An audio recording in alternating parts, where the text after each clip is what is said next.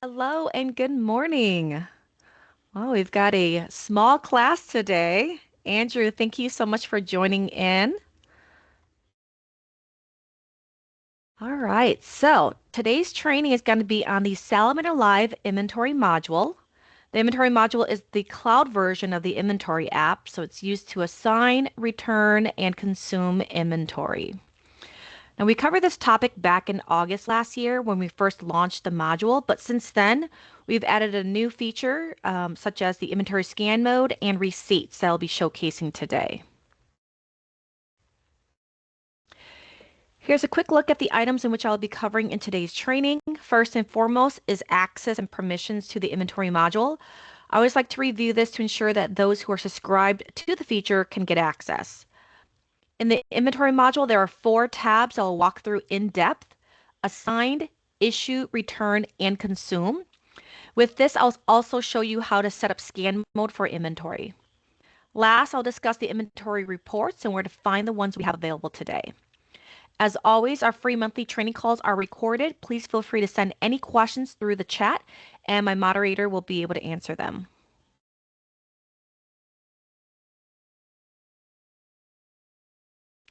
All right, so let's go ahead and get started. So Salamander Live, once you log in, one of the most important things is to make sure that you have access. So again, this does require you to have a subscription to the asset management feature. But not only that, you also need to have access to the inventory/app product. So let's take a look at where you can find that to give people access. So left menu, under account, there is a menu item called security users. So you do have to have access to security users. So this does require you to be an administrator. If you're under a organization where you're not at the top level for as an administrator and you are a administrator for a child organization, you may or may not have access to this. It just depends on what they've given you for permissions. But if you click on security users, go into a record, and then within that record, you're going to see it says security user details. You can see 3 tabs at the top: details, products, and roles. Under products, you'll see Salamander Live, and when you're subscribed, you'll see asset management, and then you'll also see inventory/app. So in order to access the inventory module in Salamander Live, you must have Salamander Live assigned to the user. You must also have asset management assigned to the user, and then also have the inventory/app assigned to the user. So the inventory/app is what gives this user access to this inventory module. But you'll see it also has that / for the app. So this also gives that person access to the inventory app as well, which is the mobile application of what we'll be walking through today. Once you've assigned the products, you want to make sure they have a role that gives them access to utilize those products and features. So if they're an administrator, you don't have to worry about adding any additional roles. But if they have, let's say, an equipment management role, you'll need to add another role in order to give them access to this inventory module. So this is usually something that we see for those users that are restricted. Let's say their job is strictly inventory management. We normally will see equipment management assigned to the user. Select the organization in which they should have access to. And then if there's any child organizations, so any sub-organizations within this organization that you've entered that they should have access to. And then you'll also need to have the inventory/app user role. So again, this is only if they are a restricted user. They're not an administrator. And simply apply. Okay, so a role could look like this. So I'll delete this one here just so you can see if this is what it would look like if you had a restricted user that is just inventory management. Once they're provided the role, they can log out, log back in, and they'll be able to get access to the inventory module. So let's take a look at the inventory module here. So you'll see in here that it's still beta. So what that means is that this is pre-release. So yes, we've market this out to everybody for you to be able to use today. However, it's not fully complete. We're still adding in features, and not only that, we have a audit component that's still currently being built. So until that feature is built, this will still stay as beta. When you click on the inventory module, you're gonna get into the inventory where you've got 5 tabs at the top: assigned, issue, return, consume, and audit. Underneath that, you're going to see some counts. Now, these counts are related to what has been assigned, which is this page right here. So in this page, I've got 281 people that have equipment, so my equipment, assigned to them. At the top here for the very first count is the organization. So the number of organizations that are assigned your equipment. So my total is 77. Next to that is the number of active people that have your equipment. So there's 249.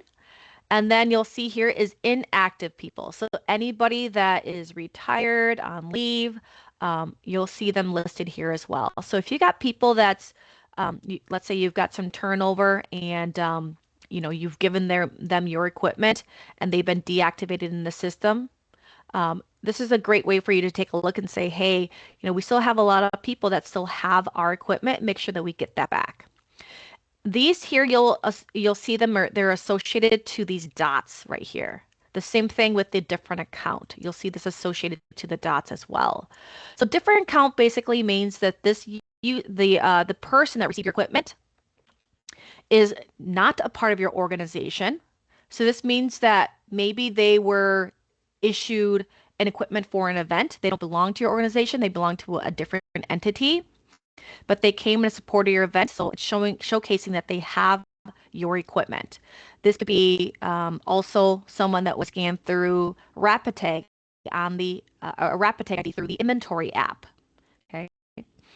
Another one is where the person, let's say that they were a part of the organization, Moosewood County OEM, and then they switched organization, so they no longer work for OEM. Now they work for public health. In this case, when you change their organization over from OEM to public health, it's going to mark their previous record in here as a different account. So it just shows that they've been issued out equipment when they were part of OEM. And if they are given new equipment, so they're assigned equipment at the public health, you'll see they'll have a second record in here showcasing that. Last but not least, a different account can also associate to those records that have been deleted from the system. So if they were assigned your equipment, never returned, and then you deleted their record under the people database, they'll list here as a different account as well.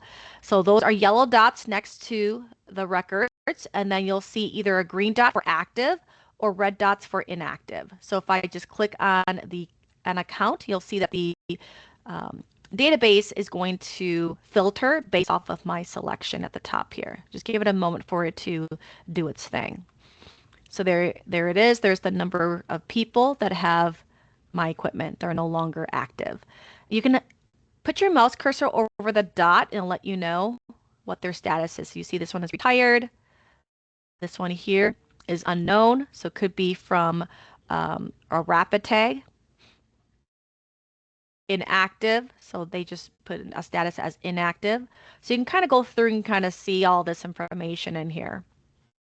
So that's what this assigned tab is all about. Now within here you can do searches. So you can search your assigned list for someone specifically. So you can search by name, you can search by ID.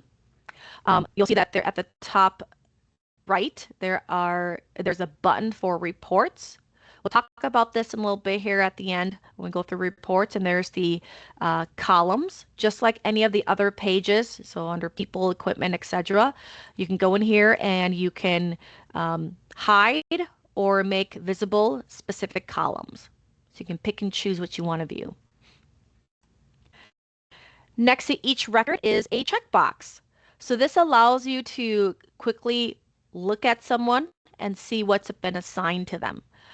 So if I look over here, I'll see counts on here. This person, Blossom Act, has 249 pieces of equipment that's been issued out to them. If I go over here, I can click the checkbox next to their name, and you'll see in here that there is the buttons that appear at the top here. So this is a shortcut for me to issue additional items to Miss Ack, or I can return the existing items that she has on hand, or I can go in and mark some of the consumable items that she has as consumed.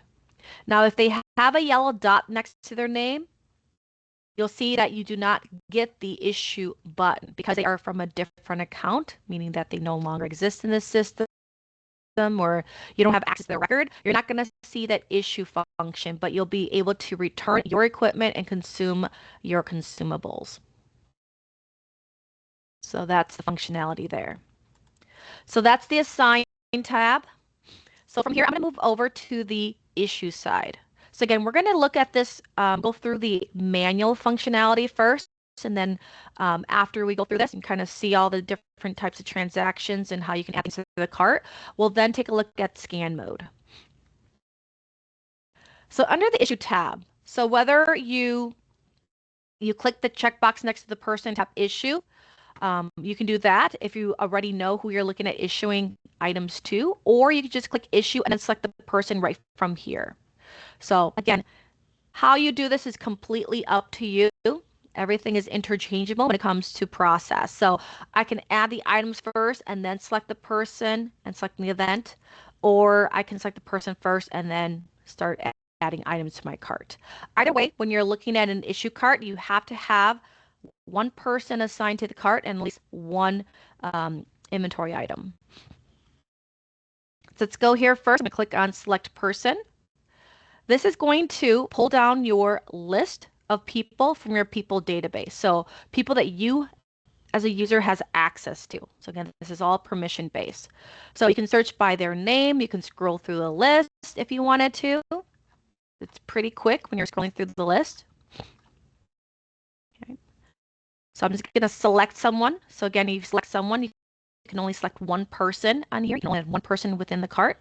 Simply click on the person and then click Save, and it's going to add that person to your cart. From here, I can go in and add my items. So you'll see that all your equipment in here are in two different tabs, Fixed Assets and Consumables. Under the Fixed Assets, you'll see there's a search function. You can search for the item. So this does a contain. So if you're like looking at a generator, you can just type in generator and those will pop up as long as it's within the name. You'll see that the quantity column has just the hammer and wrench. That is an icon that you'll see throughout Salamander Live, the inventory module, and also within the inventory app to indicate that that item is a fixed asset. So let's say I'm going to search for radios. I can just type in radio, click the search button, and then all my radios are going to populate here. Now for show, the default is 10 records at a time. So you'll see I've got 4 pages on here I can navigate to. Or if I want to, I can show them all by just going to 90 and it'll list every single radio so I don't have to click the next button. So there's your list.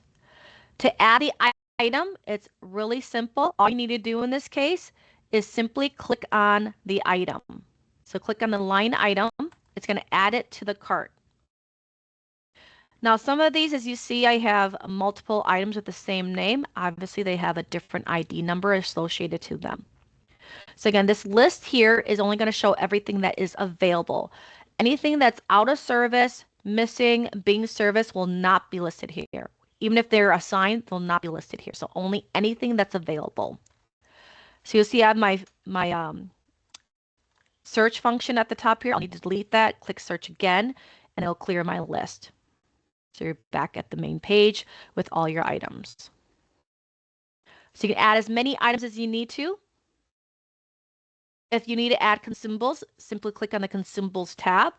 Again, this will show all consumables that are available. So it has to have a quantity of 1 or more.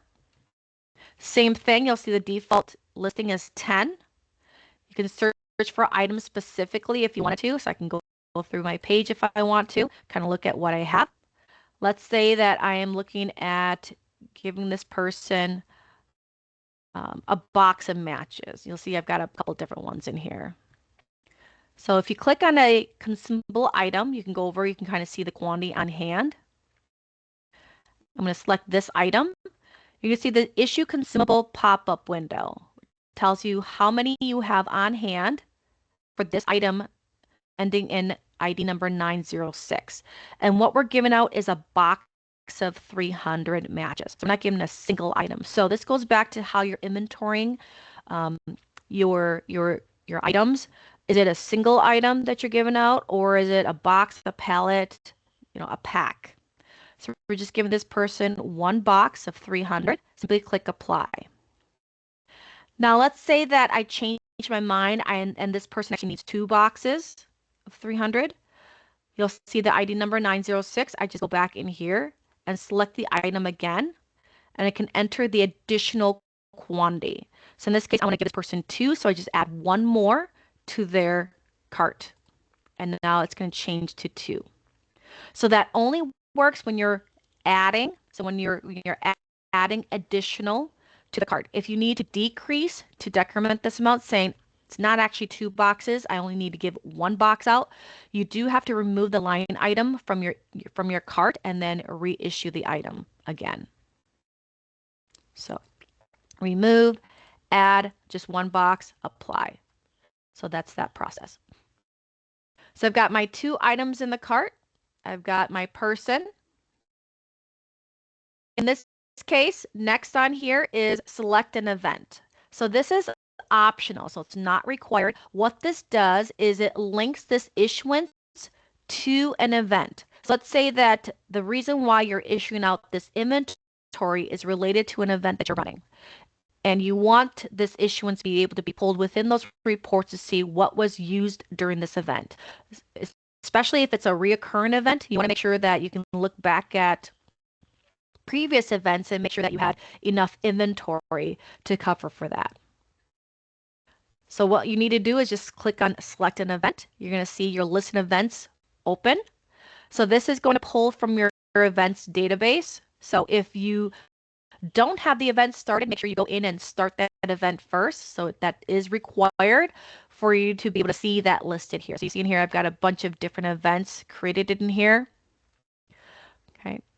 So all you need to do is click on the events. Let's say it's this one right here, this very important plan event. I can click on that and click save. Adds that to my cart. So now it's linked. There is a info button right here. So if you are unsure on how to do something, we do have this help button. So this kind of walks you through, and my screen is super zoomed in, so it's not going to cover this entire screen, but you'll see this listed here. Click OK to close that pop-up. Next on here, if you're done and ready to issue this out, simply click on Issue Next. When you click on Issue Next, you're going to get to the Finalize Issue screen. So from here, you have the ability to capture a signature. This is optional. You don't have to do that if you don't want to. You can draw on screen, or you can use a Sigma pad. So this is talking about the Topaz signature pad. So if you have one available, you can plug it in. There is a installer once you click on here to install the software if you don't already have it installed on your computer. And then the person or yourself can just sign it. So drawing on screen, if you want to draw on screen, simply click on here and then you can sign away. Beneath that, there is an issued by. So again, this is optional. So if you want to put in your name, so it's issued by you. You can also, if you wanted to, write in the person's name, whoever is receiving it. So it's completely up to you on how you want to use this issued by field. Your name, the person that's issuing it, or the person that's receiving.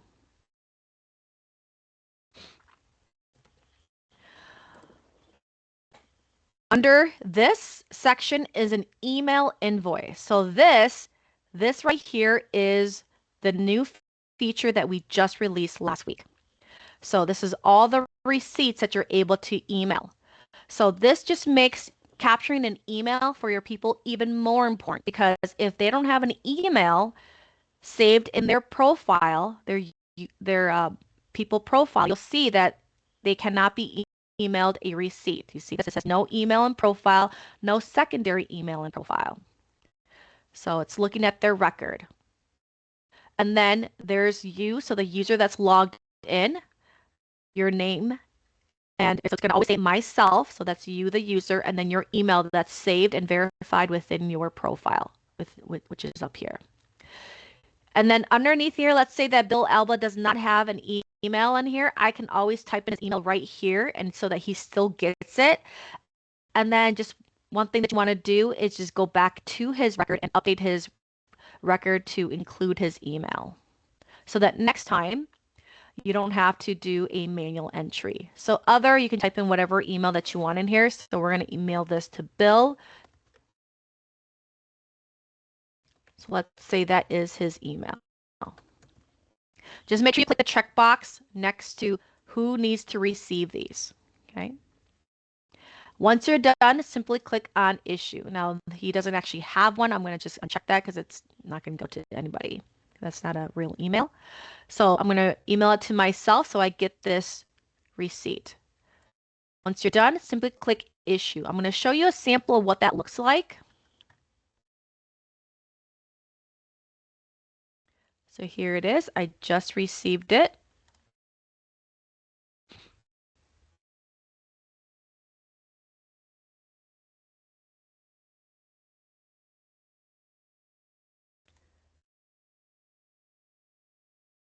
Pop it over. So here's the receipt. I'll make this nice and large. So it's going to, again, come from Salamander Live Notifications. The subject line is going to show issue receipt.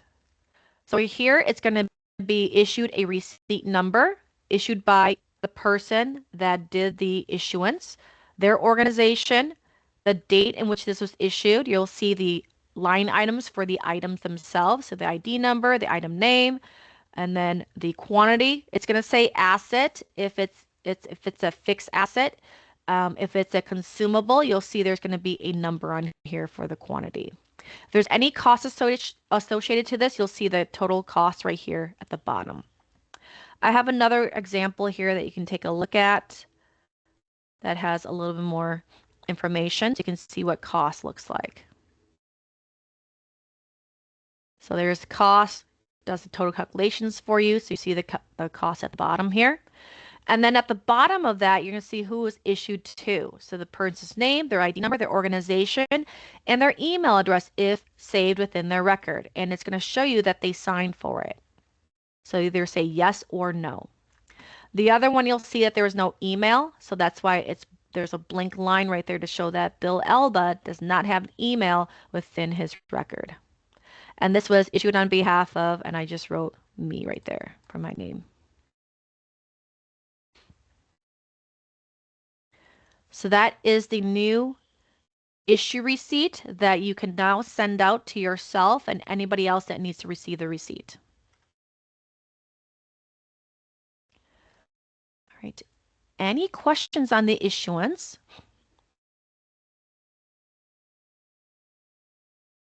As you issue items, that individual, now Mr. Bill Elba, his name will now be placed underneath the assigned side, and that's where we can find him.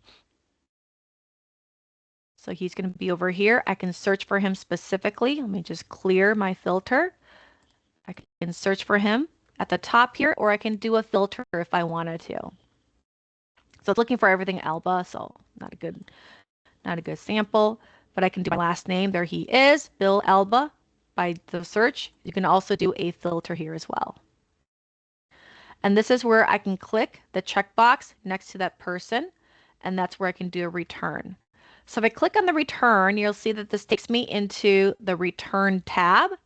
You'll see that Bill's name is now listed at the top, and here's all the items that he has issued. So if you look at this, this is all the items that we issued earlier on the issue screen. So there's that radio, and there's that box of matches. Again, the icons follow through for how many that was issued out. Okay. If I didn't want to do Mr. Bill Alba and I want to search, I can clear this and I can select a person as well. So select the person here. I can click select a person. This is going to pull down my list of people that have inventory issued out to them. So again, everybody from the assigned page will be listed here. So I can go through my list and then search for someone specifically if I wanted to.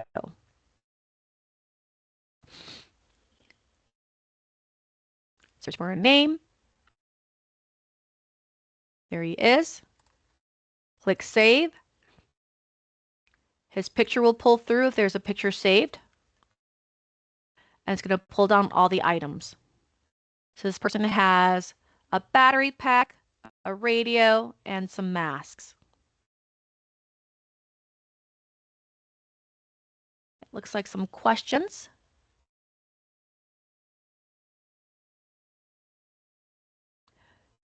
You select an event when issuing the item. Is that supposed to add the equipment to the event in the Track app or Events module?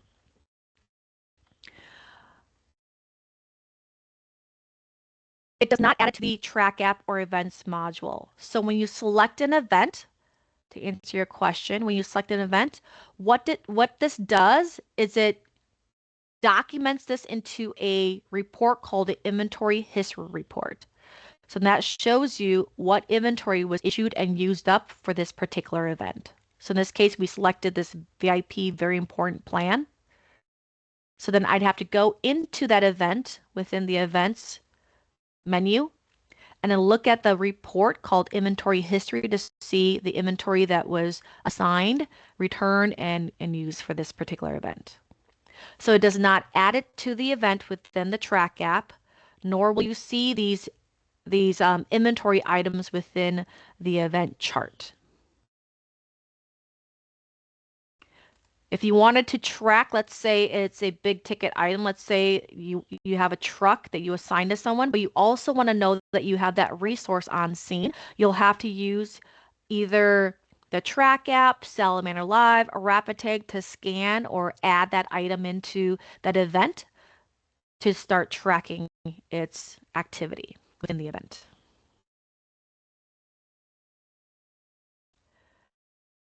Hopefully that answered your question, John. Okay.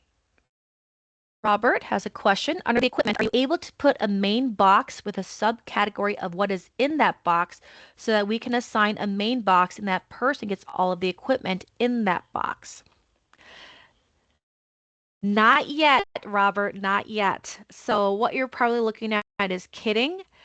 We do have the ability to parent child equipment, but in this case, this does not keep that parent-child relationship in this case. So this is just going to list all the items that you have.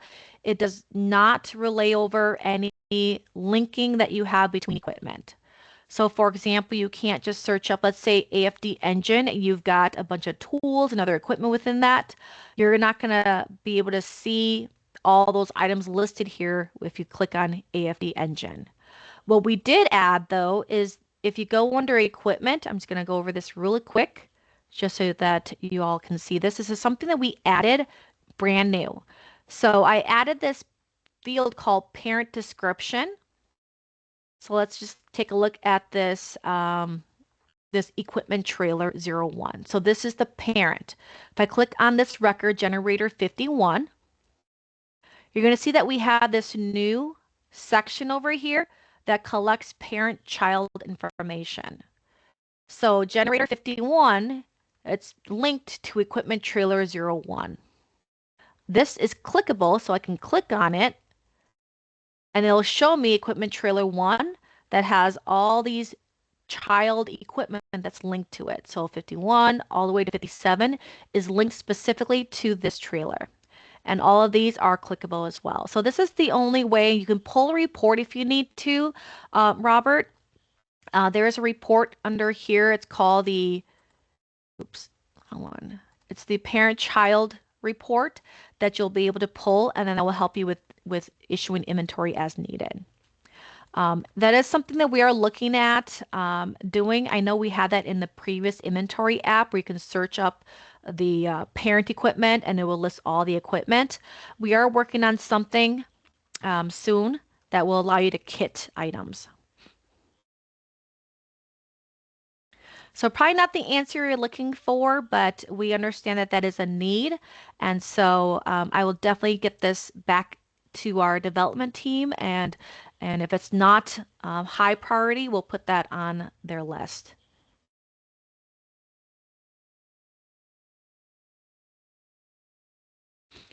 All right, let's go back to inventory and let's look at the return side. So let me select my person again. Wait for this to load.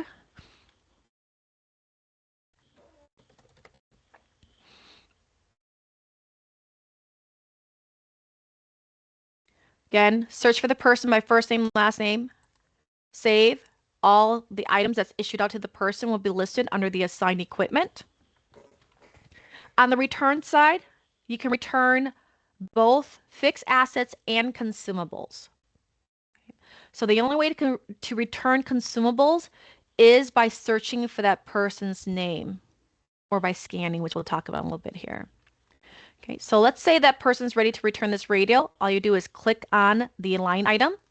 You're going to see the return asset window pop up. So in this case, you have the ability to change the status. So is there anything wrong with the item? So this is looking at your internal process. Does every piece of equipment that comes back, let's say it was issued and used during an event, when it comes back, does it go into an out of service where it needs to get audited and inspected before it goes back on the shelf to be made available? If that is your process, you can change the status. If you're doing the checks right then and there when you receive the items and you don't want to change the status because everything seems like it's working well, you can leave it as none, make your notes, and then click return. So let's go ahead and do that. I'm going to make no changes for this. This is ready to go. You can put notes in here. This is completely optional. Okay. I'm just going to put good. Return. Click the return. It's going to add it to your cart. You'll see your notes right there. Let's look at the second item. Let's say it's a battery pack. So this battery pack is coming back. And let's say we're going to change the status. So again, when I change the status, you'll have out of service, missing, being service. Let's say we're going to put this out of service. It's no longer working. The person, Mr. Tanner Packman, says that it stopped charging. You put in your notes, and then you'll see this is where we added the change. You'll see at the bottom there's two tabs, notify email and create alert. What this is the ability to go in and send a change status receipt to the contact person on or for this piece of equipment. This battery pack 2 does not have a contact person. So line item 1 is contact person 1, their email. Line item 2 is contact person 2 and their email. Looks like there was no contacts entered for this person, so that change status can be sent to myself. If I wanted to put someone else in here, I definitely can by clicking on other. So I can just type in other and then put in that email address to send it to the person that's in charge of the piece of equipment. The second tab right here is the ability to create the alert. So let's say it stopped charging. You can create an alert in here. It could be disposed of. Let's say you inspected it and it's not working anymore, so it needs disposed of or it needs to get inspected. So you have your ability to create these alerts right from here, the date in which it needs to be done by, put it for the end of the month, and then what needs to be done.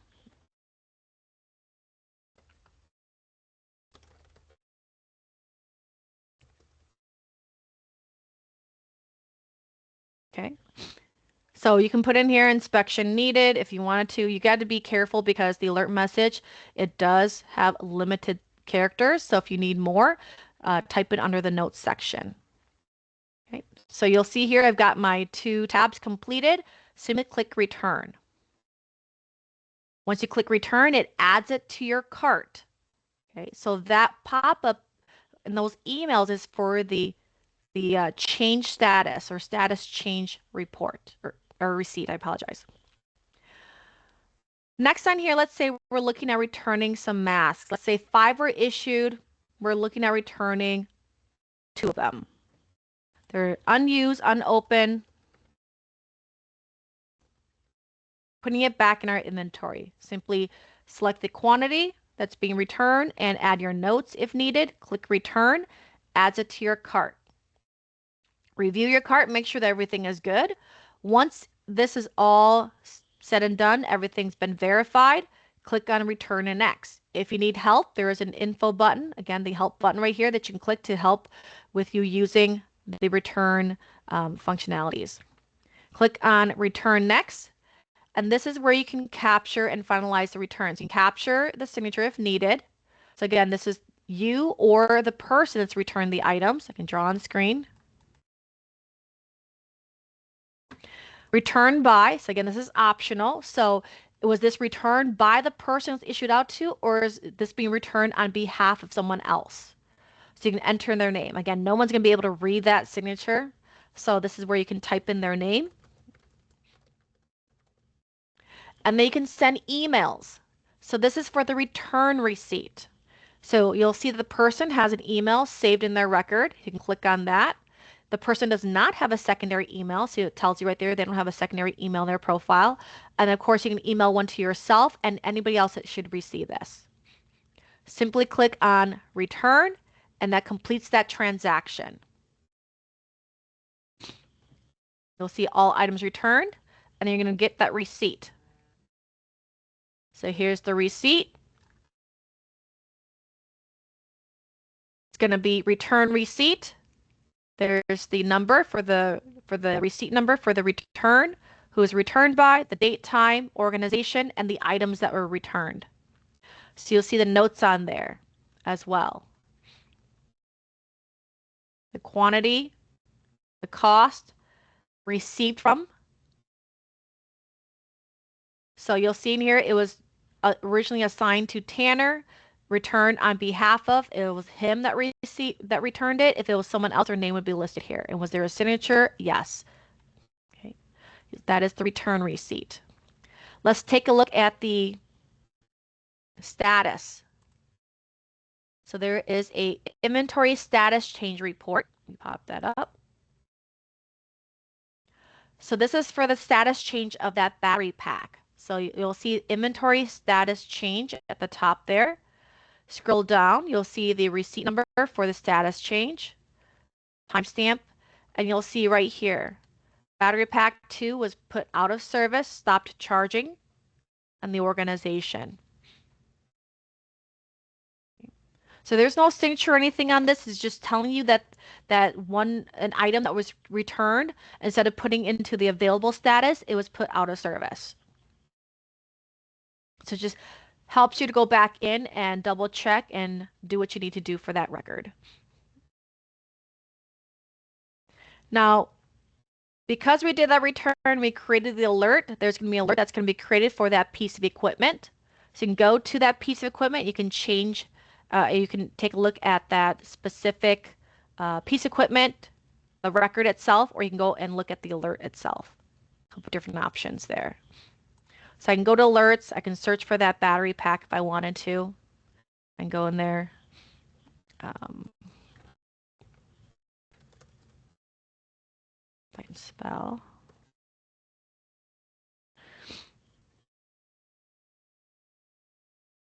There it is.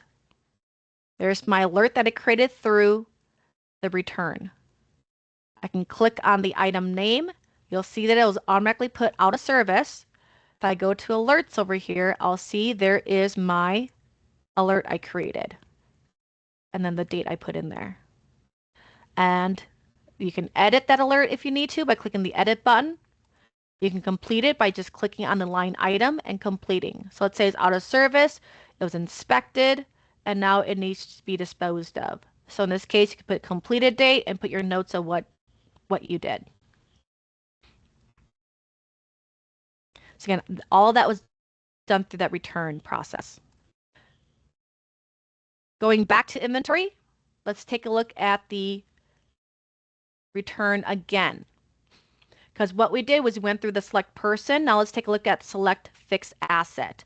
So this is if you have an item that's returned and you don't know who that item belongs to. Maybe there's a barcode on there or like a label on there that gives you the name of the item. You can select that item. So this is just returning one item. So this is going to pull the entire list of equipment that you have that has been issued out. So this is just fixed assets, no consumables.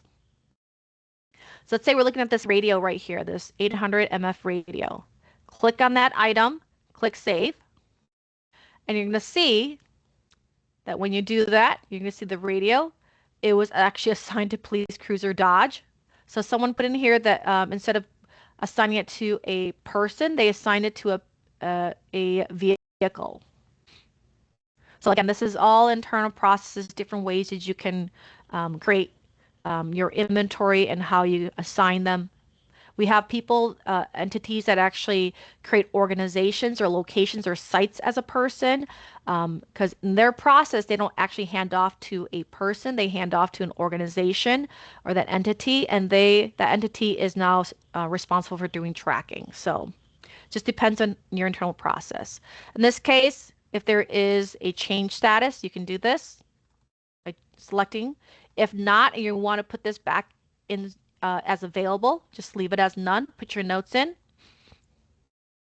Click return, and then do the same process. Return next, fill in the information, and then click return. So it's the same thing except that you're looking at returning a single item. So that's the return select fixed asset option. Moving on, consume. So consume is for all your consumables. So this is finishing that cycle. It's closing that cycle of the items that you issued out to a person. So consumables that you issued out to the person. This lets you know what they have on hand and what's been used up. So again, you can do select a person, pull a list of all the people that have consumables assigned to them. Go through your list. So Miss Blossom Ack, who is retired, we'll click her. Click save. It's going to pull down her list of consumables that's been issued out to her. So she's got a bunch of stuff on her. So let's say she's retired. She's no longer with the department. We need to clear these out. So this is how you clear it out. You verify with her that she does not have any of these on hand anymore. You just have to go through the line items and mark them out. So this mask has been used up. So 1, you can put notes in there if you want to. Apply, you just go through it. 6-volt battery, she's not looking at, or she's used up all 7. So we put 7 in there. And you just go through that line item. She's used that up. This right here, we're marking all of this. Maybe she has a couple left. In this case, we're just marking everything out. You see this? You're just putting the quantity. So once this clears out, these items, it'll show in the system that she doesn't have any more of these on hand. So we just did these 4 right here, but she still has all this other stuff that is technically tied to her name. Again, there's an info button at the top there. If you need to remove an item, there's a remove. All you have to do now is consume next. So again, this is the same look and feel that we've seen on the issue and return side. So this is to finalize your consumption. Put a signature there if you want to.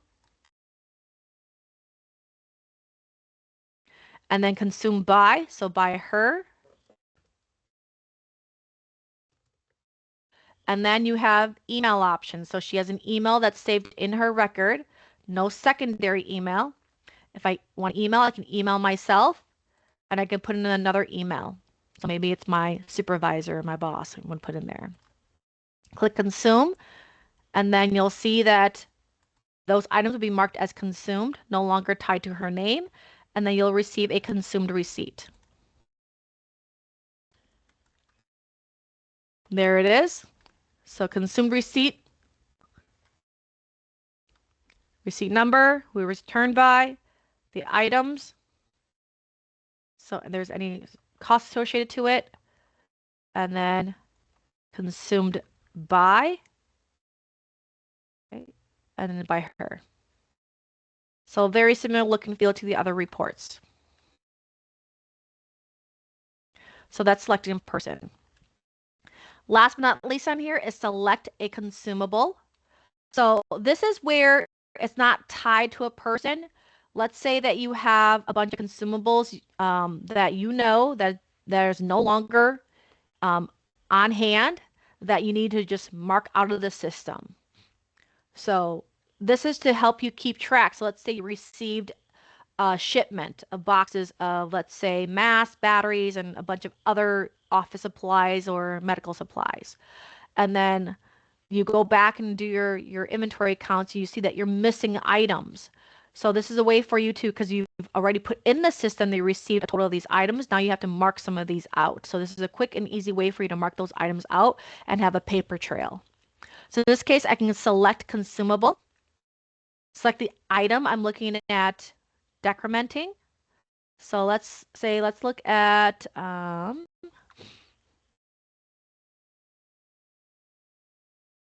let's go to the top here. Let's look at these masks right here. So I'm going to click on the mask, click save. It says I have 41 on hand. I actually don't. I did a count and I only have 35 on hand. So in this case, what do you want to decrement for your count on here? So enter the quantity that you want to decrement. Okay, so that's the quantity of what you want to subtract on here. So in this case, we're going to subtract, we said that there was only 35 on hand. So we're going to put on here that we are decrementing 6. We don't have the 6 or what's missing. Okay, put the notes. You can put what you want in there. Missing 6. So you're subtracting those out. Click apply. So that's telling you that's going to subtract 6 from your total count. And then consume next. Again, signature. So this could be your signature. Consumed by. You can put in there whatever you want. So consumed by the department, unknown, and then email yourself, and then click consume. And then this report is called the inventory quantity change report. So you see this is the consume receipt. This is going to be the inventory quantity change receipt. So this is what this receipt looks like. And I apologize, I keep saying report, I meant receipt. So here's the receipt. Here's the receipt number. And then here's what you put in here. Subtract 6 is the quantity. And just your notes right there, just missing 6.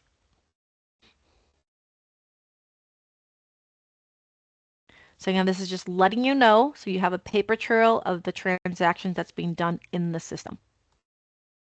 So that is the select consumable. Again, any questions that you have, please make sure you put them in the chat. Got my moderator there. All right, if you take a look at the audit side, you'll see that this is the area that's not available. So this is what's still being built. You also see in here, I'm going to go back to the assign side, that there is a reports button here, but we click on it, says attention, no reports at this time. So we are currently in the process of building out a bunch of reports that's going to be available here for the inventory. So we mocked up a bunch of them for assigned, issued, returned, consume. Again, when those are available, we'll definitely communicate that through emails, whether that's through the bulletins or separate emails. As of today, if you're looking at reports, all the reports that we have available today, any of the data that that matches up with those reports can be found under the equipment database. So if you go to the equipment database, let me just remove this filter. You'll see that if you click on the reports, you'll find a bunch of reports that's related to inventory. How is this different than a standard access? Standard access only has access to 2 reports. So if you're looking at someone that doesn't have the asset management feature, all they have is this report, the CSV export report, and the import CSV. Because you're assigned to and subscribed to asset management, you get the full list of reports. So this is what we have available today. So you see there's a full inventory report. Here's the issued fixed inventory report. So this is going to show you everybody that has your inventory. So there's a report right here. You can look at one person or you can look at all. I'm just select all, run report. And this is just a report on all the items that these people have been assigned. me just pull this up. So look at Miss Marsha right here, has a bunch of items issued out to her, has one item issued out to her. She's with Northville Fire Department, and it was used for a mass vaccination training that was started last year, never been returned. Okay. So costs, so in this case, if we wanted to, we'd contact that person and get that back. Okay, so you can kind of see this list in here, especially with individuals that have multiple items issued out to them. Consumables are not available in this report. Consumables are viewed on a separate report called issued consumable inventory report. The problem with this one here today is it does not show you who those items are issued out to. It only goes by date. So I'm gonna look at today's date. Items we listed today.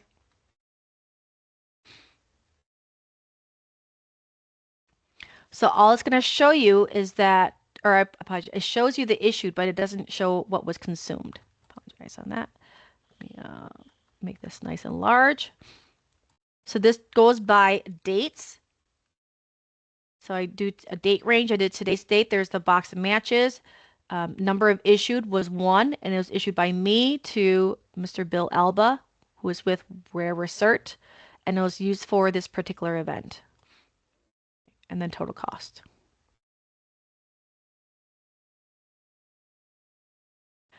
Okay. So that's the other report. So that's the one I recommend. There is a snapshot report. So this is what I was talking about that doesn't have names combined to it. It just shows you what was consumed or was actually issued out as consumable. So this is not anything to do with consumed side. So this says they were given this. Whether or not they still have it is a different story. So that's where we're building up those consumed reports to show what has been consumed of the items that were issued out to them.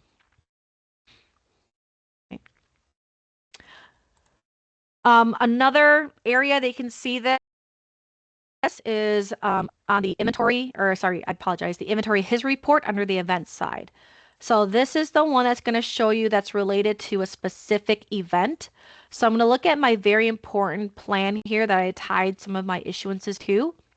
So you have two ways you can access the report. I can click the checkbox next to the event and click the report button.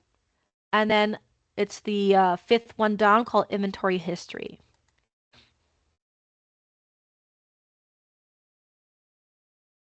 So here's this report.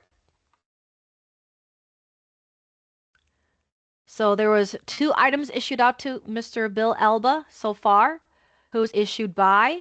If it was returned, it hasn't been returned yet. Okay.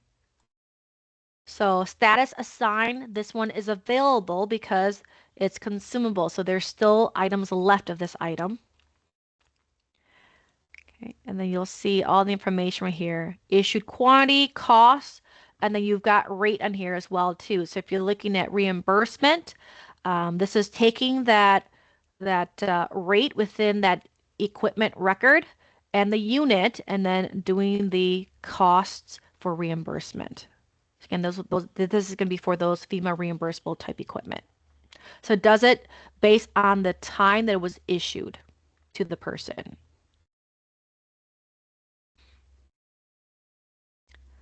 So great report.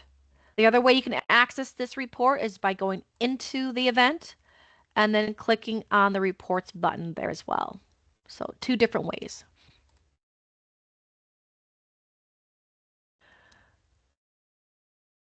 All right.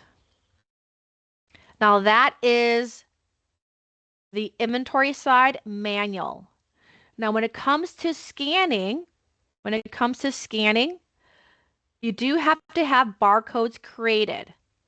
So Robert, this will answer your question since we're in the equipment side anyways. You got to make sure that you have barcodes that are printed, so your equipment are labeled. So in here, you do have to have a print control license key in order to utilize the print control software. Of course, you have to have the print control software downloaded and then have a printer that can print your the media that you decided to utilize. So whether that's hard cards or labels. Most entities are going to be printing 2x1s labels where you can just place it on top of the piece of equipment. The label itself contains the item name, the organization belongs to, and a QR code. For printing, it's very simple. Simply click the checkbox next to the items. You can filter out your list here as needed. So if you're looking at radios, you can do radios first if you wanted to. Do the search. You have your list of all your radios. I got 68 of them. I can just click the checkbox next to each one. Just go like this real quick here to 100. Select all. So 68 has been selected. Click the print button. And then you're going to see this always pop up. We don't have a new version. This is the current version right here is 5.5.0.10.0. So just click on continue printing. So this is what's requiring for that activation license key. And then simply select your design on the print settings window.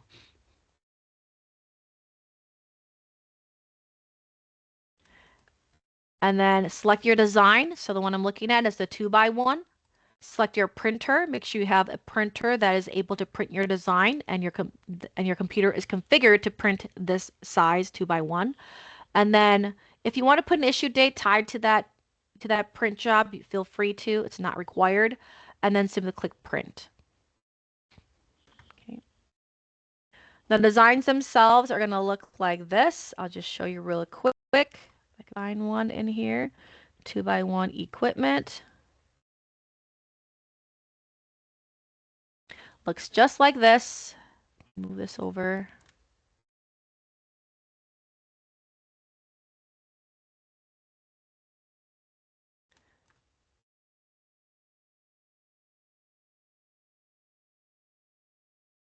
Looks just like this. So name the item, organization belongs to, QR code. If the surface area in which this label is going on is too small and you just want the QR code, you could just cut it in half and just put the QR code on the piece of equipment. So we got a bunch of different designs you can select from that comes with the print control software. Now, once you have the labels, you can go through and set up your scan mode. So scan mode is at the very top here. So you have to have a scanner that is compatible. So we don't have a list of compatible. If you purchase the scanner from us, more than likely it's going to work.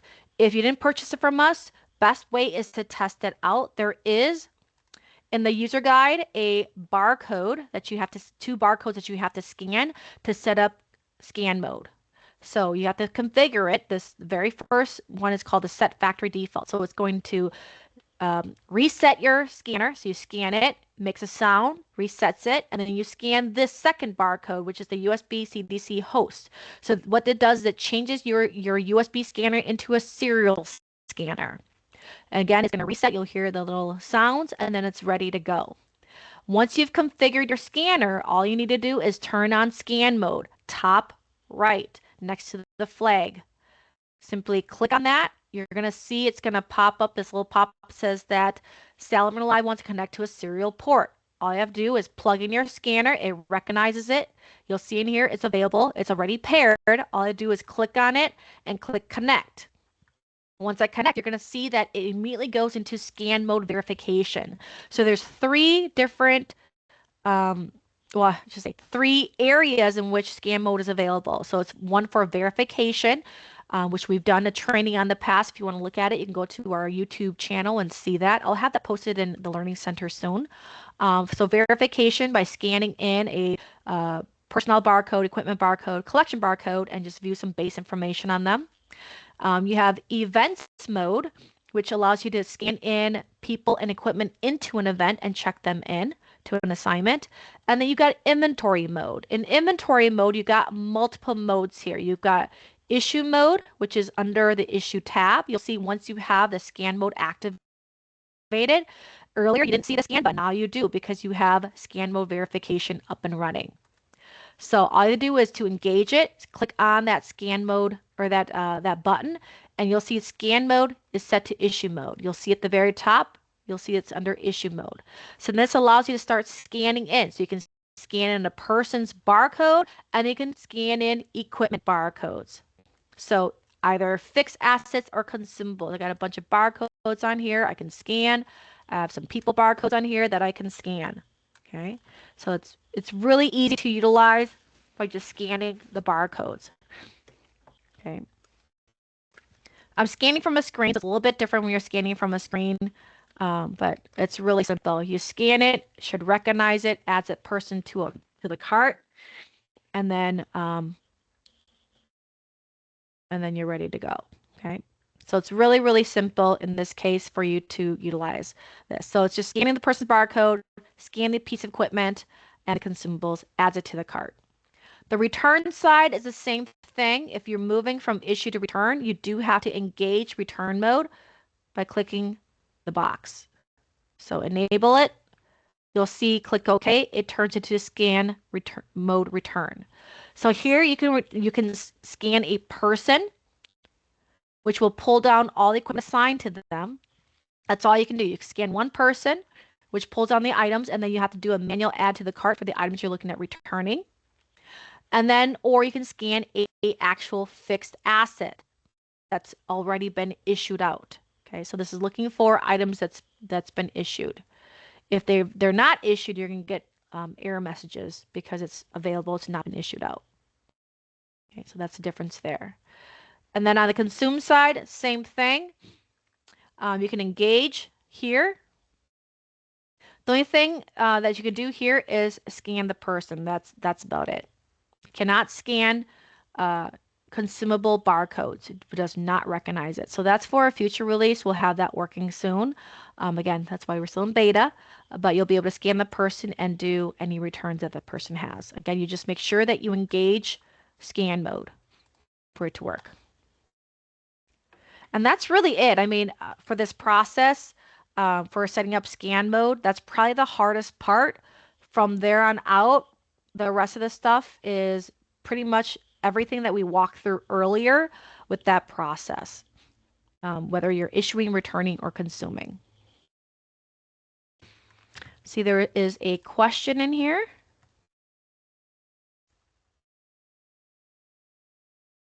All right. Excellent. So I have a bunch of resources that will be coming out probably later this week in the Learning Center here with updated guides, with the inventory app, with the scan mode steps, as well as all the barcodes. And then also with all the new receipts in there. So you'll see a new version 2.3 that has all that information that's coming out soon. So feel free to look at that. We also have our YouTube channel, which has a bunch of videos in there. I highly recommend that you go through the videos themselves. We've got a bunch of stuff that's in there. So here's a bunch of videos. You can kind of go through and kind of view all the different videos. So it's our Salamander Live YouTube channel. So.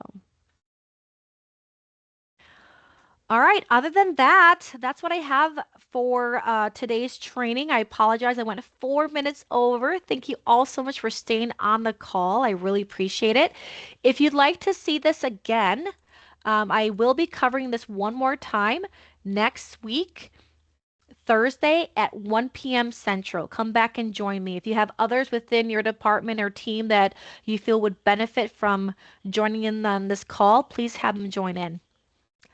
All right, everybody, if there's no additional questions, thank you all so much for joining in today. If you want today's video, you can put your email in the chat. I'll make sure to send you the link. Other than that, I'll have it posted on our YouTube channel later today. All right, everybody, thank you all so much. Take care.